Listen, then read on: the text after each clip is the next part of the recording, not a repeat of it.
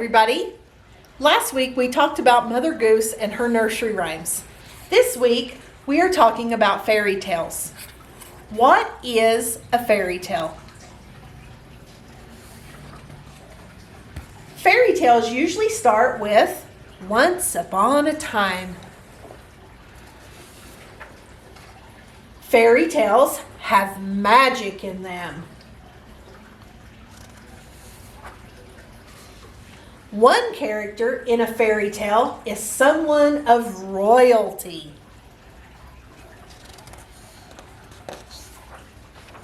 One character in a fairy tale is wicked or evil. One character in a fairy tale is good, and their goodness is rewarded in the story.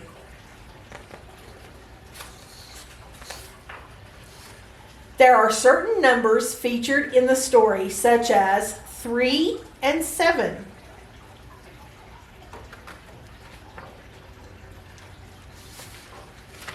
And a fairy tale usually ends with, and they lived happily ever after.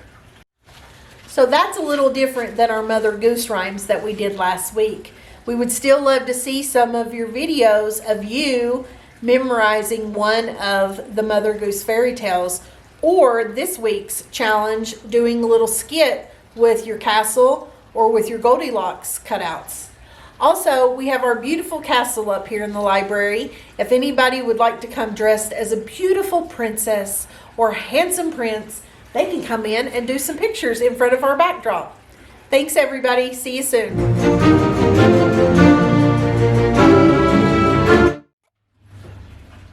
Today I'll be a princess. Today I'll be a princess. I'll get to wear pretty dresses that swish and swirl. And sparkly shoes that make me feel fancy. I'll ride in a royal carriage wherever I go. And wear the most beautiful crown covered with jewels. But Mommy says princesses don't get to play in the mud. Maybe I'll be a princess tomorrow.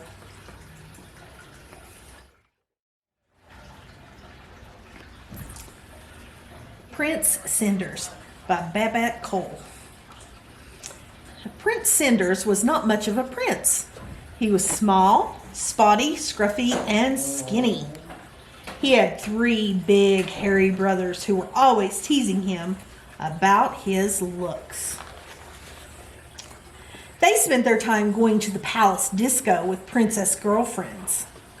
They made poor Cinders stay behind and clean up after them.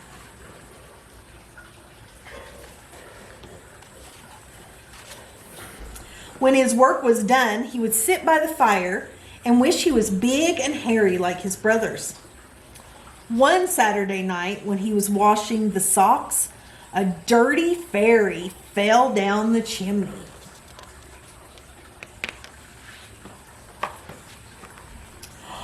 "All your wishes shall be granted," cried the fairy. "Sis, sis, boom, tick-tack-ta. This empty can shall be a car. Biff, bang, bong, bo, bo, bo. To the disco you shall go." "That can't be right," said the fairy. Look, it just made a tiny little car. "Toe of rat and eye of newt, your rags will turn into a suit." "Drat! I didn't mean a swimsuit." "Your greatest wish I'll grant to you. You shall be big and hairy too." Oh no. He's way big and hairy now. Prince Cinders got big and hairy all right. "Rats," said the fairy. "Wrong again. But I'm sure it all wears off at midnight." Prince Cinders didn't know he was a big hairy monkey because that's the kind of spell it was. He thought he looked pretty good, so off he went to the disco. The car was too small to drive, but he made the best of it. But when he arrived at the Rockin' Royal Bash, he was too big to fit through the door. See him outside the window right there?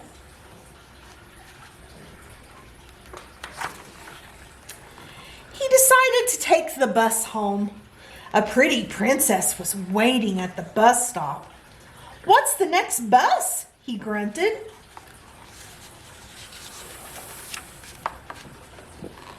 Luckily, midnight struck and Prince Cinders changed back into himself. The princess thought he had saved her by frightening away the big hairy monkey. "Wait!" she shouted. But Prince Cinders was too shy. He even lost his trousers in the rush. Look, he lost his pants. The princess was none other than the rich and beautiful Princess Lovelypenny. She put out a proclamation to find the owner of the trousers. And it said, "The Princess Lovelypenny decrees that she will marry whoever fits the trousers lost by the prince who saved her from being eaten by the big hairy monkey." Every prince for miles around tried to force the trousers on, but the trousers refused to fit any of them. Of course, Prince Cinder's brothers all fought to get into the trouser at once. "Let him try," commanded the princess, pointing at Cinders. "They won't fit that little squirt," sneered his brothers. But they did. Princess Lovelypenny proposed immediately. So Prince Cinders married Princess Lovelypenny and lived in luxury happily ever after. And Princess Lovelypenny had a word with the fairy about his big hairy brothers, whom she turned into house fairies, and they flitted around the palace doing the housework forever and ever. The end.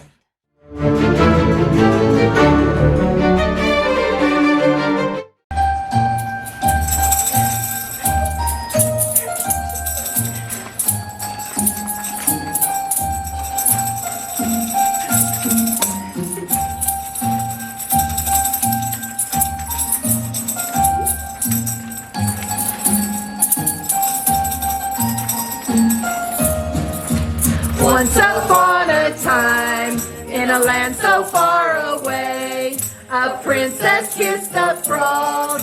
Well, that just made his day. Far across the town, Red Riding Hood took fright. She found a wolf in Granny's bed when she told her goodnight. Oh, fairy tales, read them every day. Oh, what fun it is to hear how Goldilocks got away. Hey, fairy tales, full of joy and laughter. Do you know how this one ends? Why, it's happily ever after.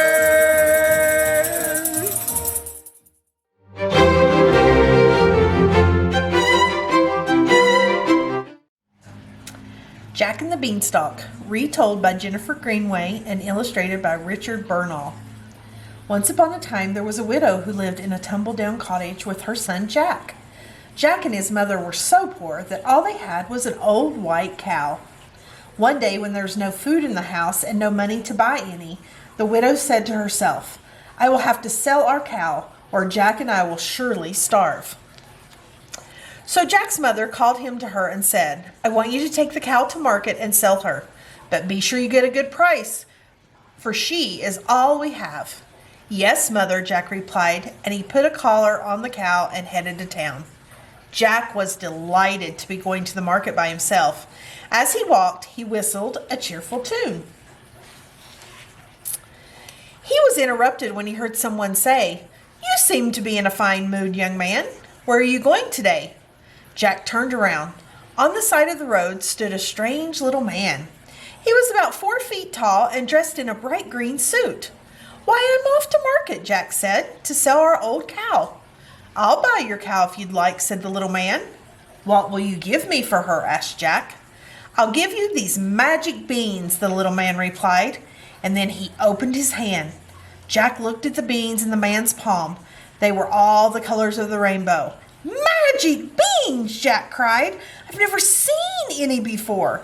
And he traded the cow for the beautiful magic beans. Mother will be so happy, Jack thought, feeling very pleased with himself. Then he ran home fast as he could to show her the magic beans.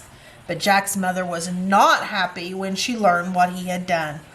"Oh, Jack," she cried, "how could you be so stupid? You traded our cow for a handful of beans?"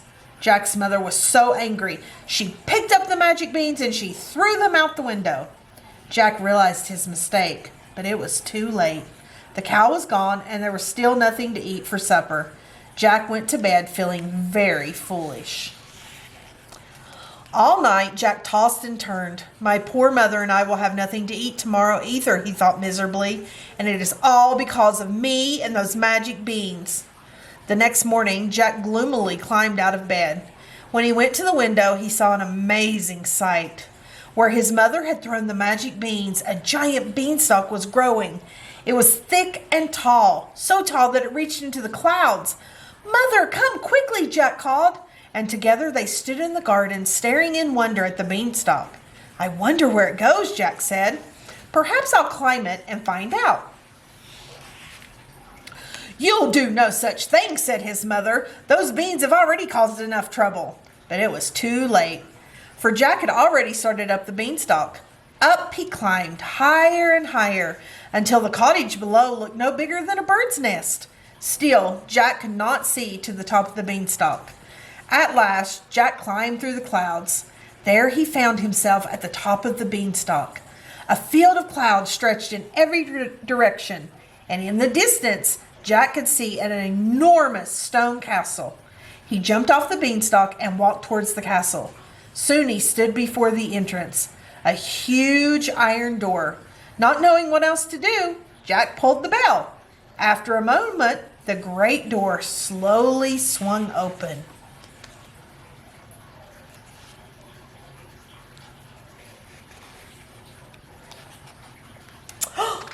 To Jack's horror, there stood a ugly giantess looking down at him. Before Jack could run away, the giantess scooped him up with her huge hand. "Oh, good," she said in a great big voice. "I've been looking for someone to help me with my chores." Jack was so frightened, all he could say was, "Of course, what do you want me to do?" "Well," said the giantess, "first you may help me light the fire and polish the boots. Now we must be very careful when my husband comes home, for there is nothing he likes better than to eat roasted Englishmen for dinner." Jack didn't like the sound of that, but the giantess promised that she would hide Jack in the cupboard when her husband came.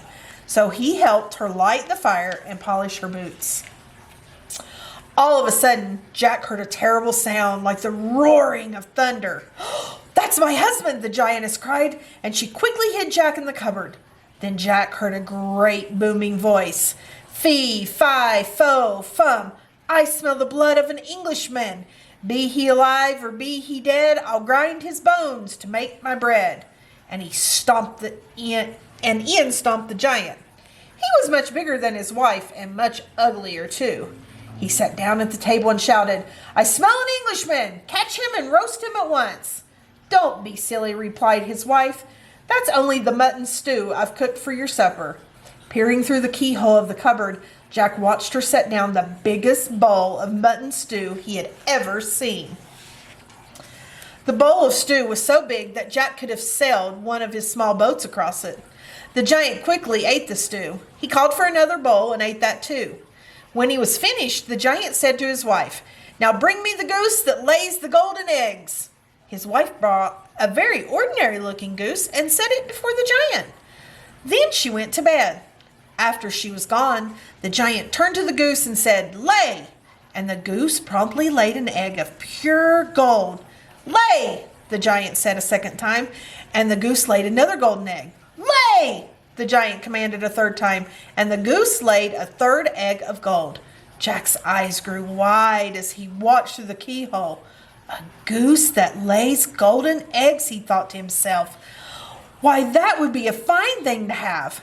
Jack wondered how he might steal it.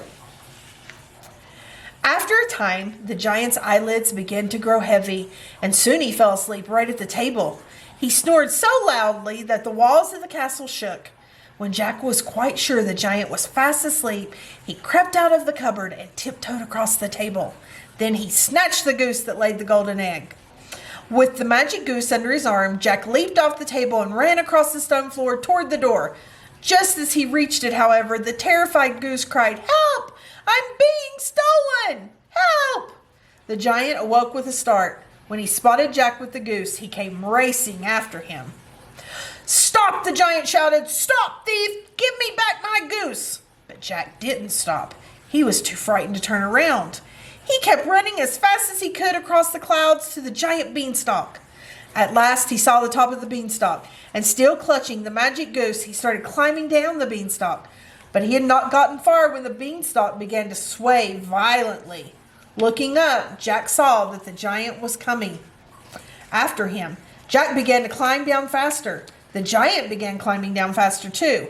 Just as the giant was about to catch up with him, Jack reached the bottom of the beanstalk. He saw his mother standing by the cottage door, and he called to his mother, "Mother, quick, fetch me the axe." His mother came running with the axe. Jack grabbed it and with a single blow chopped through the beanstalk. With a great groan, the beanstalk came crashing down and the giant fell with it. Now where the giant landed no one knows, but Jack and his mother never saw him again. Jack showed his mother the goose that laid the golden eggs, and she fed it some dried corn. The goose was so happy to be free from the giant that it laid a golden egg, then another and another. Jack took the golden eggs to market and traded them for food and a new cow and much more besides. And ever after Jack had climbed that giant beanstalk, he and his mother and the goose that laid the golden eggs all lived happily ever after.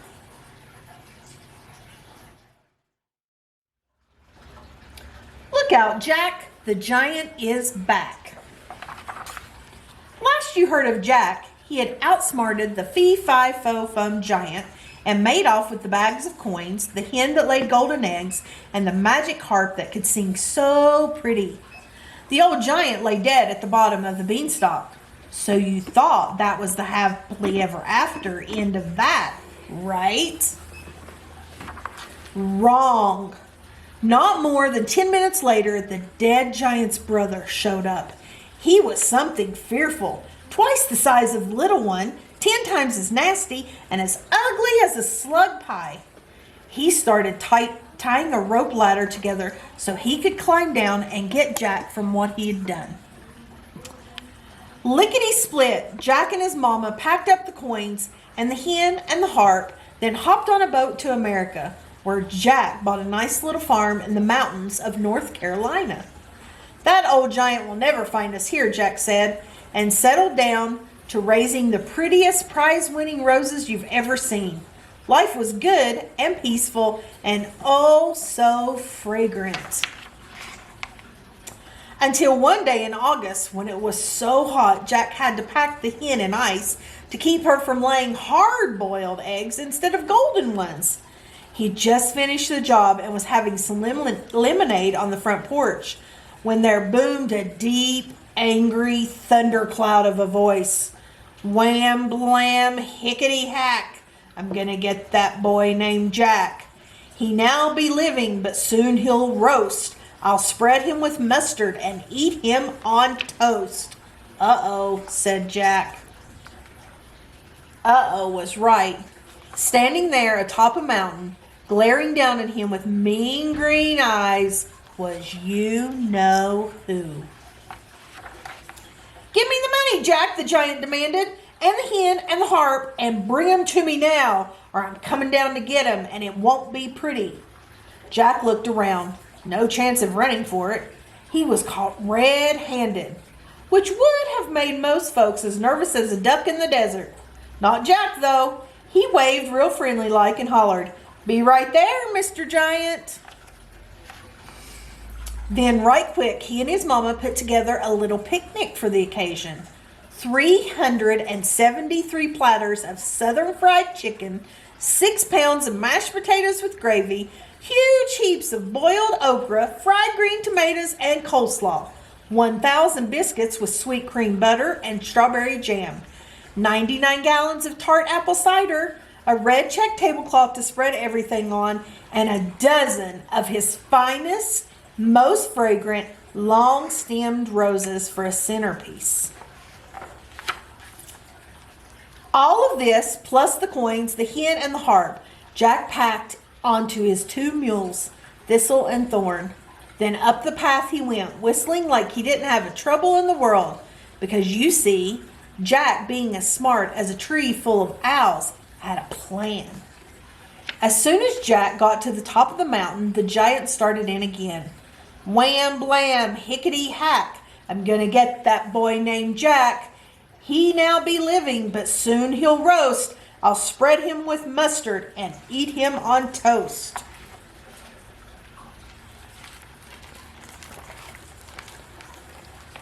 Then the giant stood back with an evil gap-toothed grin, waiting for Jack to fall all over himself, trembling in fear. But Jack smiled and said, "Nice to meet you too, Mr. G." "Maybe you didn't hear me right," the giant grumbled. He shouted so loud, windows rattled clear up in New York City. Wham, blam, hickety hack, I'm gonna get that boy named Jack. He now be living, but soon he'll roast. I'll spread him with mustard, and I'll eat him on toast.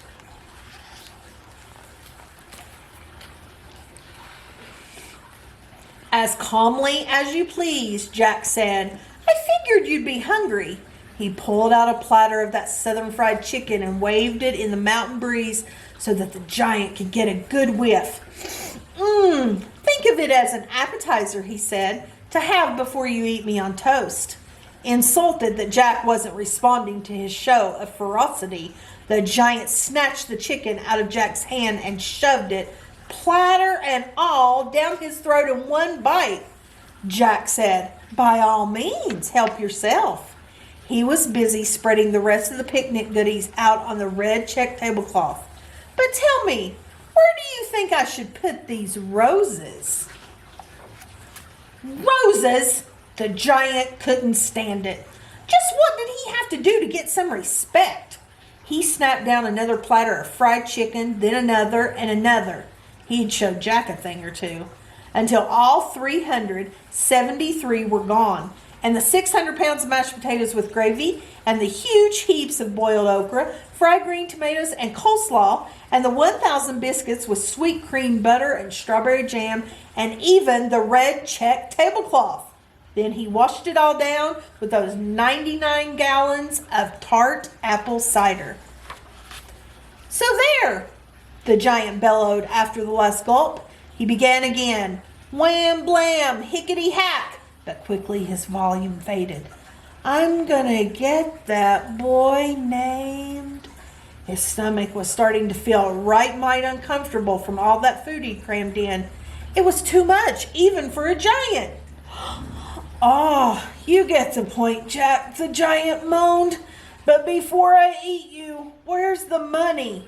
"Oh, yeah," said Jack. "Sorry, I almost forgot." He hauled out the bags of coins. "Here they be, Mr. G." The giant's belly began to rumble and gurgle in a disturbing way. His next words came out with hiccups in between. "And the hen that lays the golden eggs, did you bring the hen, Jack?" "Why, sure," said Jack. He held up the hen and gave it a little peck of a kiss. The giant belched so big. Burp! Folks in the valley thought a thunderstorm was brewing. "And the magic harp," he said with a grimace. "I want to hear the harp sing." "Good idea," said Jack, reaching for the harp. "Nothing like the right song to calm an upset stomach." "What song do you wish, Mr. Jack?" the harp asked. The giant was clutching his belly and had turned a terrible shade of green. Jack whispered in the harp's ear. The harp began to sing, "Fee, fi, fiddly dee. You'll not get the gold, the hen, or me. Jack is too nimble. He's just too quick. Watch him run, lickety-split." And with that, Jack took off like a shot. The giant jumped to his feet, screaming, "Come back here, you!" but quickly doubled over in pain. It looked like Jack was going to make a clean getaway, just like he cleverly planned. Until the giant, who was not quite as stupid as Jack had thought, pulled a trick of his own. He kicked off his butt and waved his smelly old toes in the air. Imagine the stinkiest feet ever. Then imagine 10,000 more. One whiff and a flock of geese fainted in mid-air. Trees keeled over like wilted lettuce, while even the clouds in the sky took off for Canada. The smell was so bad. Jack couldn't handle it either. He became dizzy. His knees buckled under him, and he fell to the ground. And so, this story might have tragically ended, with Jack spread with mustard and eaten on toast, and the coins and the hen and the magic heart back in Giantland, if Jack hadn't been such a quick thinker. Gasping for breath, he crawled to his roses and breathed deeply.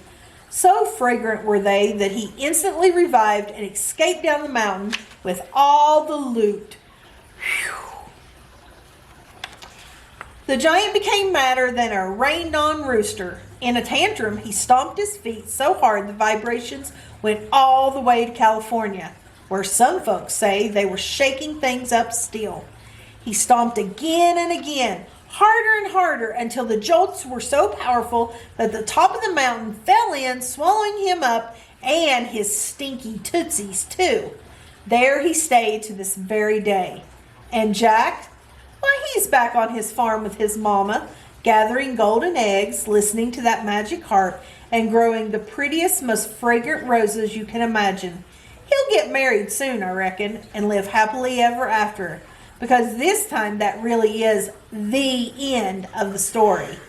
Wham, blam, hickety hack, no more giants to bother Jack. He now be living a life of ease, sitting on the front porch, pretty as you please. The end.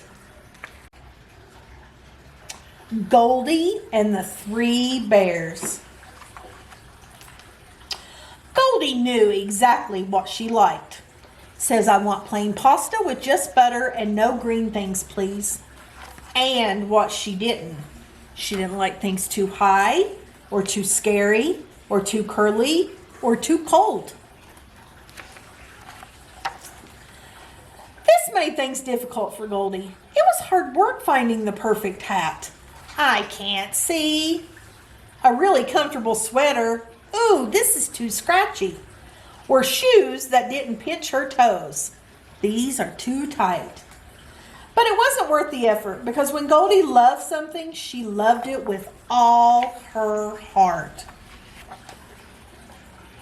Every day after school, Goldie ate her favorite snack. Peanut butter with chunks, white bread, and no jelly. And then she read her favorite book. It's a book about bears. And she's holding a bear. And then she lay down on her just right, soft but not too soft, very, very cozy bed and took a nap. Her parents worried about her. "Why don't you invite a friend over?" said her dad. "It'll be fun," said her mom. But it wasn't. Jenny was too boring. Penny was way too rough. Alicia was too snobby. And Sylvia wouldn't even come. "Nobody's perfect," said her dad. But Goldie didn't want somebody perfect. She just wanted someone she could love with all her heart. One day, Goldie got off the bus at the wrong stop. She looked around for some place she could call her mom. And at the end of a tree-lined lane, not far from the bus stop, she saw a cute little house. Goldie rang the bell. Nobody answered, so she turned the knob. The door wasn't locked, so Goldie peeked inside. She saw 3 sandwiches laid out on the kitchen table. That's when Goldie noticed that she really, really was hungry. Goldie tasted the first sandwich. It was too sweet. Yuck, jelly. She tried the second one. It was too bland. It really needed something else. But the third sandwich was a revelation. It was peanut butter with chunks, white bread, no jelly, and no crust. She ate the whole thing. Then Goldie peeked into the living room. She saw a book on the coffee table. It was her favorite. She didn't think anyone would mind if she sat down for a couple minutes to read it. Yikes! Once she found a comfortable chair, she settled in for a good read. Just right.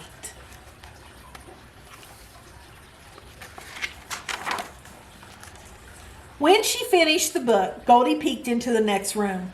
It will not surprise you to learn that she found 3 beds in there, and that one was too soft, one was too hard, and one was just right. Within seconds, she was asleep and dreaming. In her dreams, 3 bears came into the house. Someone's been eating my sandwich. Mine too.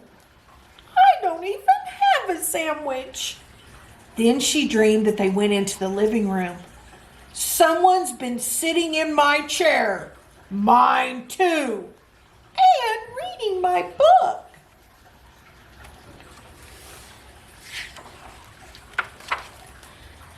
Now the dream was getting really scary. The bears came right into the bedroom. That's when Goldie realized she wasn't dreaming and that the baby bear was mad. Someone's been sleeping in my bed. Mine too. Hey, get off my bed. She took a running leap. She was in the air. The minute Baby Bear hit the bed, Goldie went flying.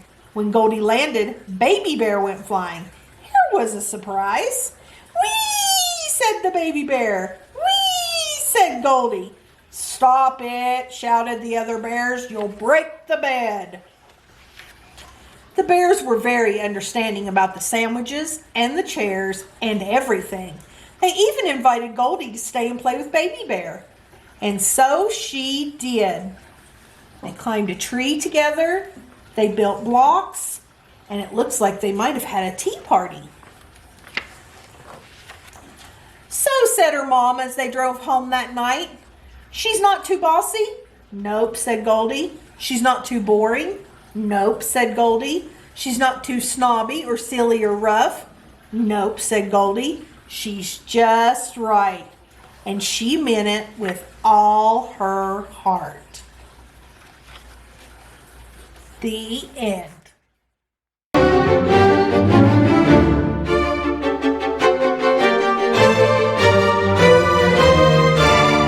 Once upon a time, there was a little girl named Goldilocks. She went for a walk in the forest. Pretty soon, she came upon a house. She knocked. And when no one answered, she walked right in. At the table in the kitchen, there were 3 bowls of porridge. Goldilocks was so hungry.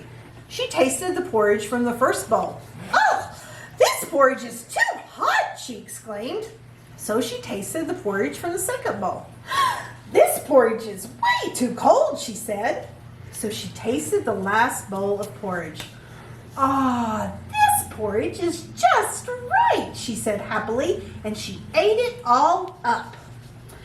Oh, after she had eaten the 3 bears' breakfast, she decided she was feeling a little tired. So she walked into the living room, where she saw 3 chairs. Goldilocks sat in the first chair to rest. Oh, this chair is too big, she exclaimed. So she sat in the second chair. This chair is too big too, she whined. So she tried the last and the smallest chair. Ah, this chair is just right, she sighed. But just as she settled down into the chair to rest, it broke to pieces. Crack! Goldilocks was super tired by this time, so she went upstairs to the bedroom. She lay down on the first bed. but it was too hard. Then she lay on the second bed. Oh, but it was too soft. Then she lay down in the third bed, and it was just right. Goldilocks fell fast asleep, and as she was sleeping, the three bears came home. Someone's been eating my porridge, growled Papa Bear. Why, someone's been eating my porridge too, said Mama Bear. Someone's been eating my porridge and they ate it all up, cried the baby bear. Someone has been sitting in my chair, growled Papa Bear. Well, someone's been sitting in my chair too, said the Mama Bear.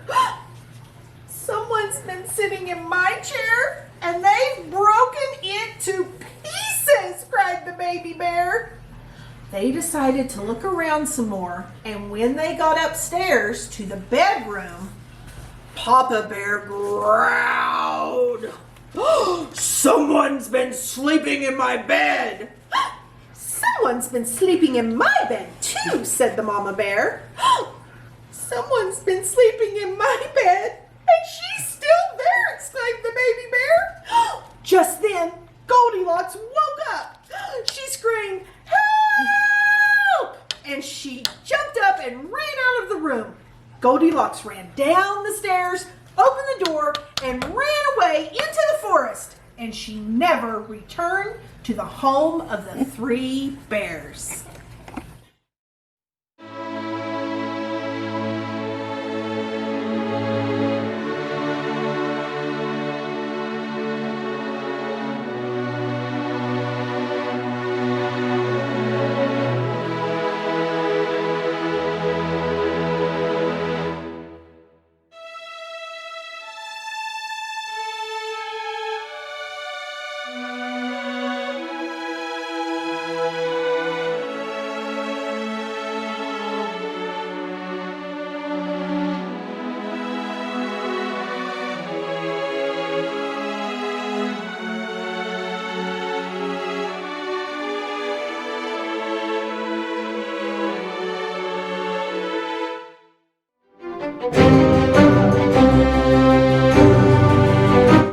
Hi everybody, I'm here to show you how to do this week's crafts.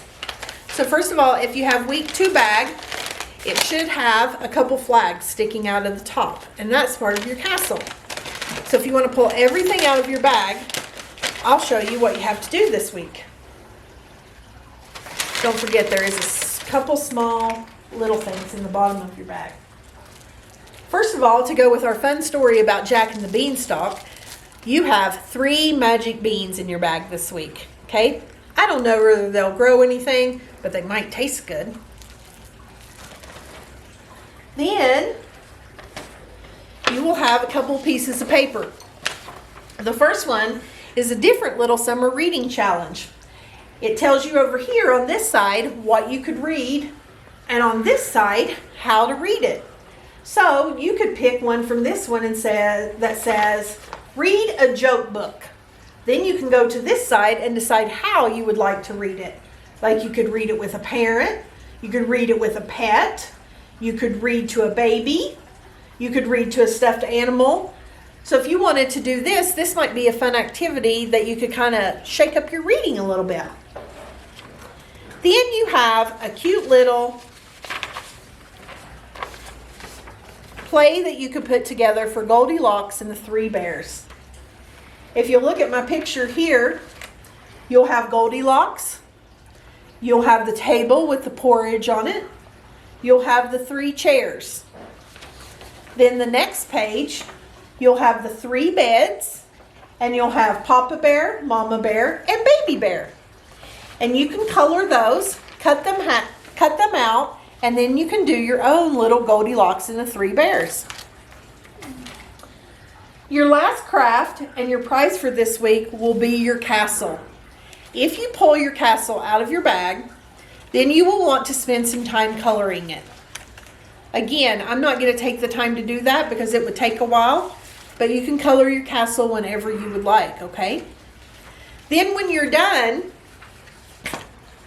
you will put your castle together to look something like this. With your castle, you will have a knight on a horse, and you will have a beautiful princess. And they can be outside of your castle. See, there's my princess. There's my knight. Okay? So that will be something that you can do. And this week's challenge is to color your castle and put it together and maybe make a skit with it with your knight and your princess. Or you could put a skit together about Goldilocks and the Three Bears with your props that are in your bag for this week. We hope you're enjoying summer reading, and we hope to see you soon. Bye, everybody.